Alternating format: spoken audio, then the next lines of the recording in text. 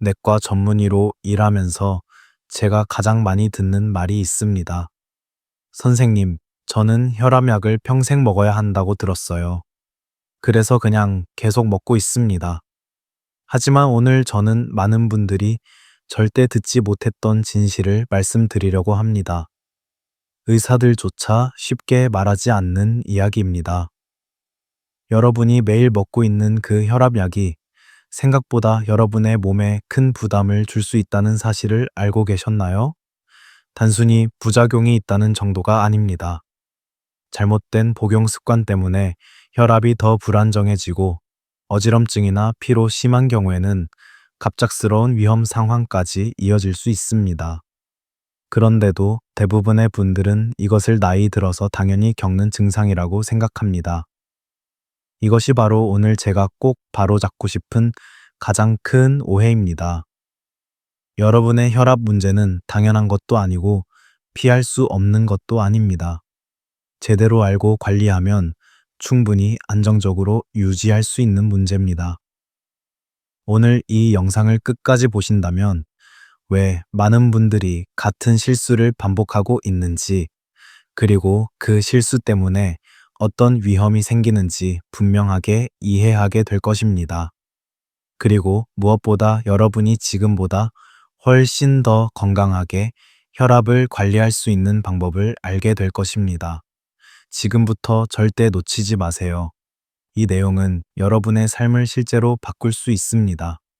제가 진료실에서 마주하는 분들 대부분은 자신이 혈압약을 어떻게 먹고 있는지 정확히 알고 있다고 생각합니다.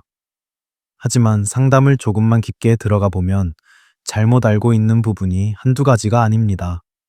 저는 이 문제를 누구보다 많이 목격해온 사람으로서 오늘만큼은 있는 그대로 솔직하게 말씀드리려고 합니다. 혈압약은 생명을 지키는 약입니다. 하지만 동시에 사용법을 잘 모르고 복용하면 몸을 지치게 하고 오히려 혈압을 불안정하게 만드는 양날의 칼이 될 수도 있습니다. 진료실에서 특히 기억에 남는 환자분이 있습니다. 72의 남성분이었는데 매일 혈압약을 먹고 있었지만 오후만 되면 어지럽고 다리에 힘이 빠지는 증상이 반복되었습니다.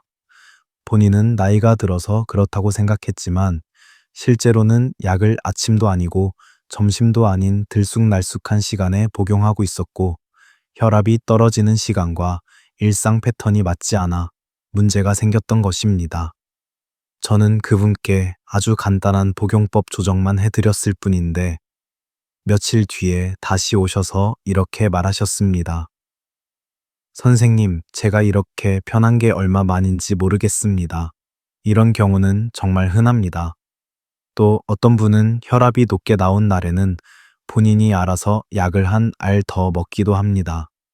반대로 며칠 동안 혈압이 안정적으로 나오면 약을 절반만 먹거나 아예 건너뛰기도 합니다. 저는 그런 분들께 늘 같은 말을 합니다. 혈압약은 기분에 따라 조절하는 약이 아닙니다. 단 하루만 잘못 복용해도 혈압 리듬이 무너지고 그 여파가 며칠씩 이어질 수 있습니다. 특히 오랜 기간 혈압약을 드신 분들은 몸이 이미 특정 패턴에 적응해 있기 때문에 갑작스러운 변화가 훨씬 더 큰 스트레스로 작용합니다. 제가 이렇게 진심을 다해 말씀드리는 이유는 단 한 가지입니다.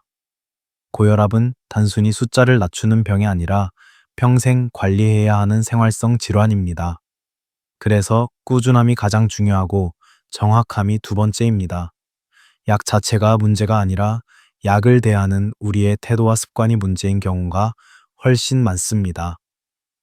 많은 분들이 혈압약을 먹으면 무조건 좋아진다고 믿지만 사실은 약을 어떻게 먹느냐에 따라 결과가 완전히 달라집니다. 저는 환자분들에게 항상 말합니다. 혈압약을 먹는 건 부끄러운 일이 아닙니다. 하지만 잘못 알고 먹는 건 위험한 일입니다. 저는 여러분이 오늘 이 영상을 통해 더 이상 무심코 약을 삼키지 않기를 바랍니다. 여러분의 몸은 설명서를 필요로 하지 않습니다. 대신 이해를 필요로 합니다. 여러분이 약을 정확히 이해하는 순간 치료는 훨씬 더 안전해지고 삶의 질은 놀라울 정도로 편안해집니다. 다음 부분에서는 많은 분들이 반복해서 실수하는 혈압 관리의 함정과 그 이유를 아주 쉽게 설명드리겠습니다. 이 내용을 알고 나면 여러분은 약에 끌려다니는 사람이 아니라 약을 제대로 다루는 사람이 될 것입니다. 많은 분들이 혈압약을 평생 먹어야 한다고 믿는 이유는 단순합니다. 혈압은 눈에 보이지 않고 통증도 없기 때문에 변화가 느껴지지 않습니다. 그래서 병원에서 높다고 하면 불안해지고 약을 시작합니다. 그런데 막상 혈압이 안정되면 사람들은 약 때문인지 생활 습관 때문인지 구분하지 못한 채 자연스럽게 이렇게 말합니다. 나 괜찮아졌으니까 약을 줄여도 되겠지. 하지만 이것이 바로 고혈압 환자들이 가장 많이 반복하는 첫 번째 실수입니다. 고혈압은 소리 없는 병입니다. 증상이 좋아졌다고 해서 상태가 호전된 것이 아니고 약이 몸속에서 작동하고 있기 때문에 숫자가 좋아지는 것입니다.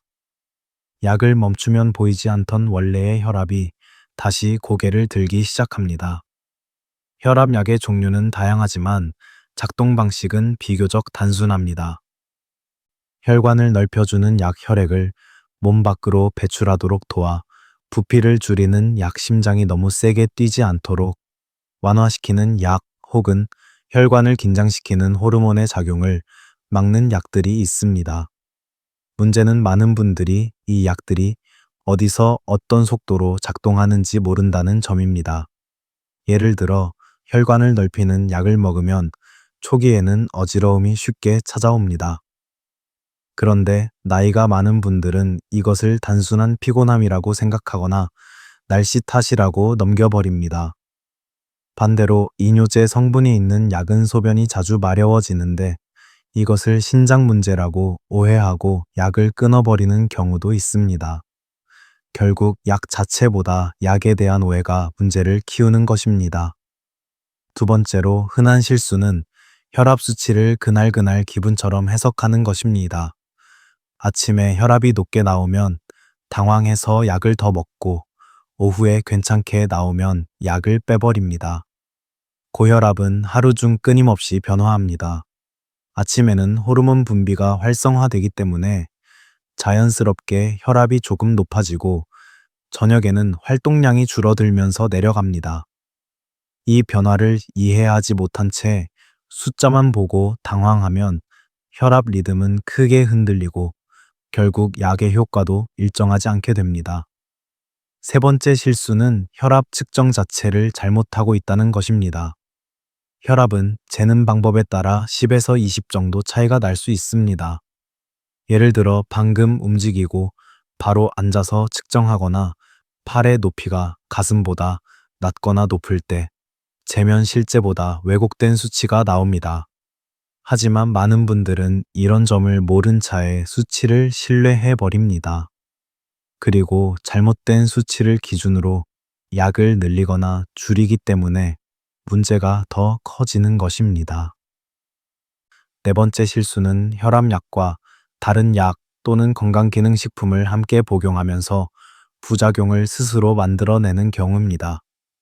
특히 관절약 진통제 일부 한약과 건강보조식품은 혈압약의 작용을 방해하거나 신장에 부담을 줄 수 있습니다.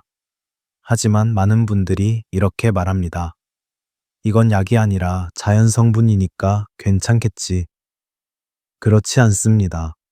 자연 성분이라는 말은 안전하다는 뜻이 아닙니다.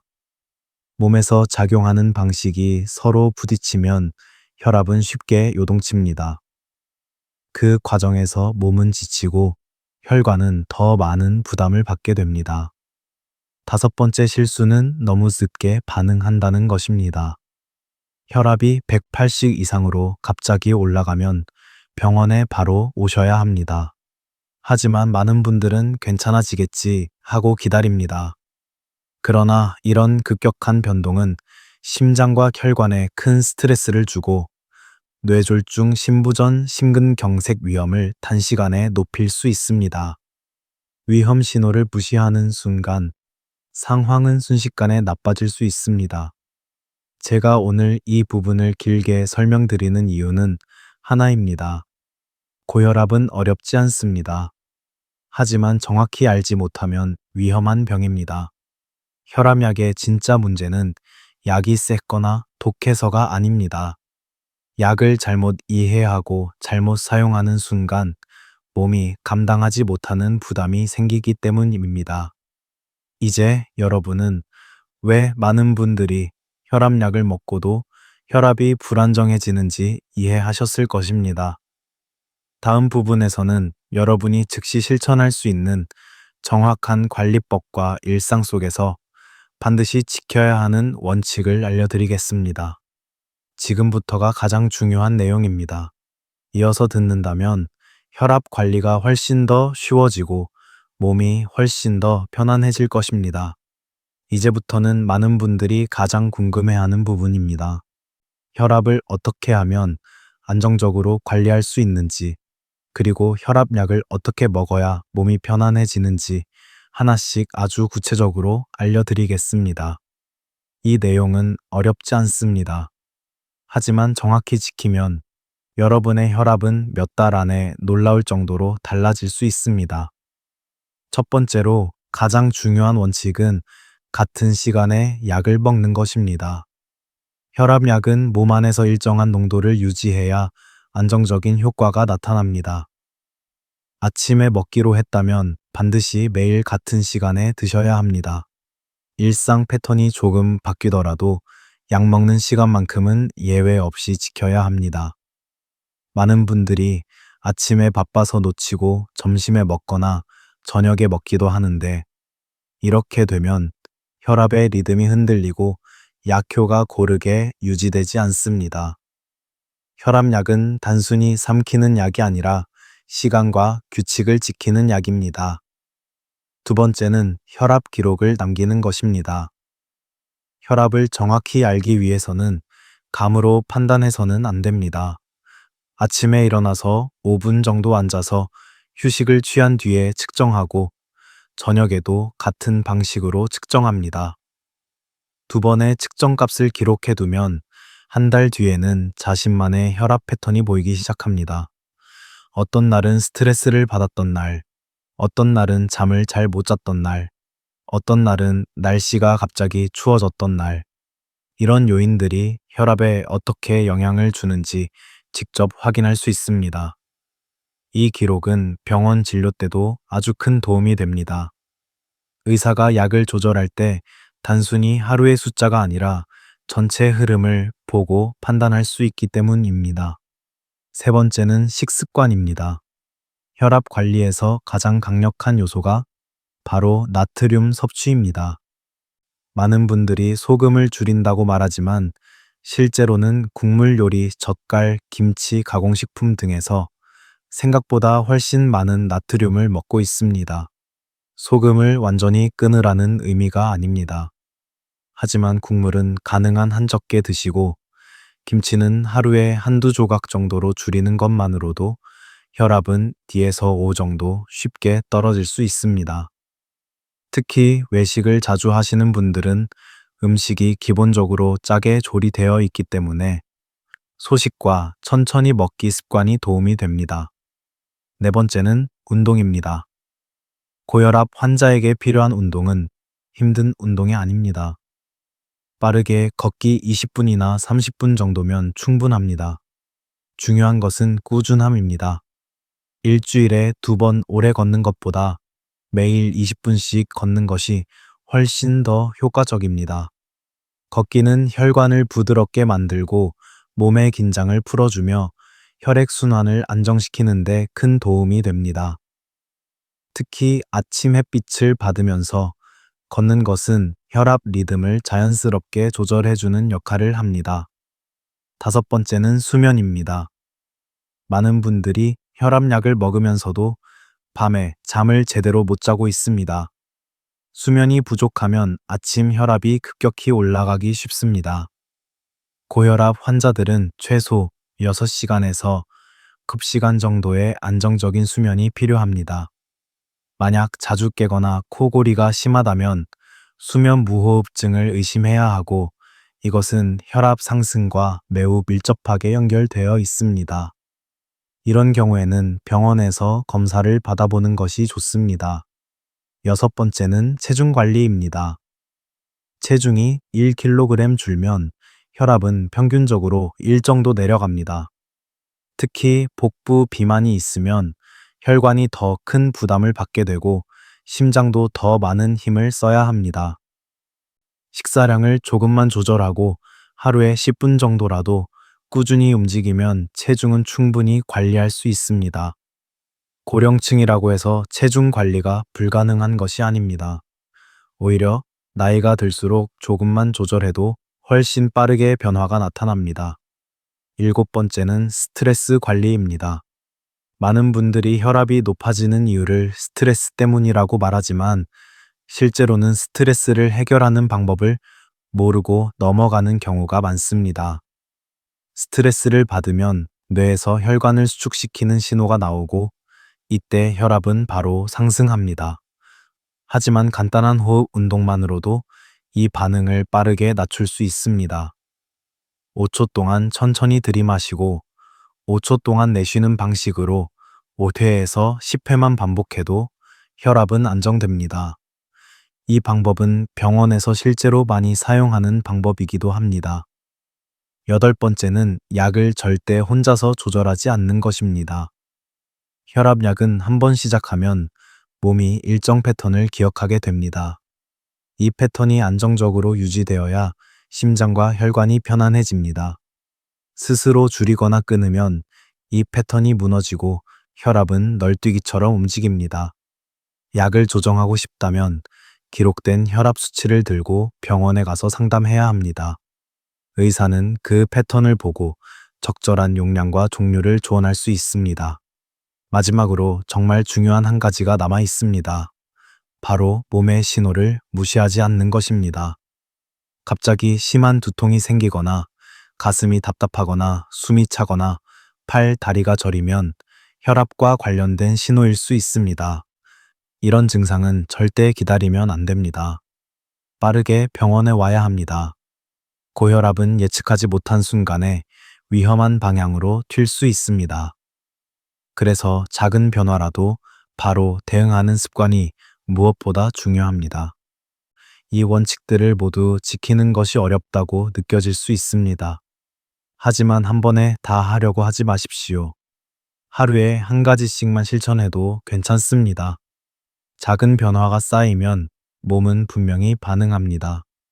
그리고 그 변화의 결과는 여러분이 생각하는 것보다 훨씬 더 빠르고 확실합니다. 우리가 오늘 이야기한 내용은 단순한 의학 지식이 아닙니다. 여러분의 삶을 지키는 가장 기본적이면서도 가장 강력한 원칙들입니다.